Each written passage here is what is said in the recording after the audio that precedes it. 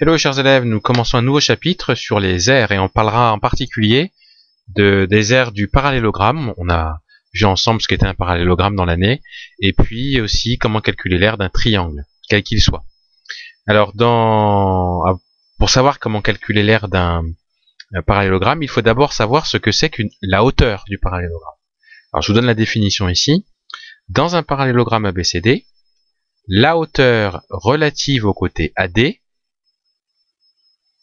est la longueur d'un segment BH perpendiculaire au côté AD au point H. Alors vous allez me dire, c'est un petit peu compliqué tout ça, donc on va comprendre mieux à travers un exemple. Vous voyez ici un parallélogramme. Eh bien, vous voyez le segment BH, juste le segment, je ne prends pas la droite, juste le segment BH, il est bien perpendiculaire au côté AD, donc c'est pour ça qu'on dit que c'est la hauteur relative au côté AD. Et bien cette hauteur-là, la longueur BH, c'est ce qu'on appelle donc la hauteur.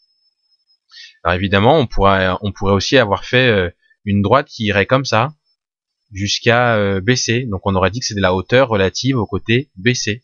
Et cette distance-là, ce serait aussi la hauteur.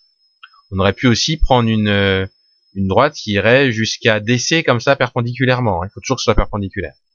Et là, ça, ce serait aussi la hauteur du parallélogramme. Ou une hauteur du parallélogramme. La hauteur relative à DC. Vous allez me dire, oui, mais entre cette longueur-là et puis la grande, ici, c'est pas la même hauteur.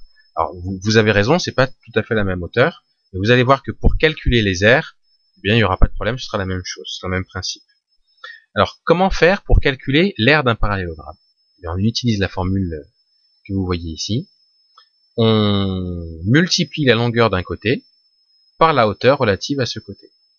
Donc, par exemple, dans le parallélogramme que j'ai ici, imaginons que AD, ça fasse 4 cm, que BH, ça mesure 3 cm, et bien du coup la hauteur, ce serait égal au côté AD, donc AD, multiplié par la hauteur BH, et tout ça divisé, pardon, il n'y a pas de divisé, c'est juste comme ça, donc ça fait donc 4, multiplié par 3, et ça donne 12. Donc 12 cm, attention, centimètres carrés, puisque c'est une aire. Donc on peut dire que la hauteur du parallélogramme, si on a les mesures suivantes, et c'est ça. Alors évidemment, si on avait pris cette longueur-là, la hauteur aurait été plus grande. Alors effectivement, la hauteur aurait été plus grande, mais du coup le côté, lui, qu'est-ce que vous remarquez, il est plus petit. Donc en multipliant les deux, finalement, on aurait quand même trouvé le même résultat. Parce que la hauteur aurait été plus grande, mais le côté aurait été plus petit, donc ça aurait compensé en fait la taille de la hauteur. Donc voilà ce qu'il faut retenir pour calculer la hauteur, l'aire d'un parallélogramme.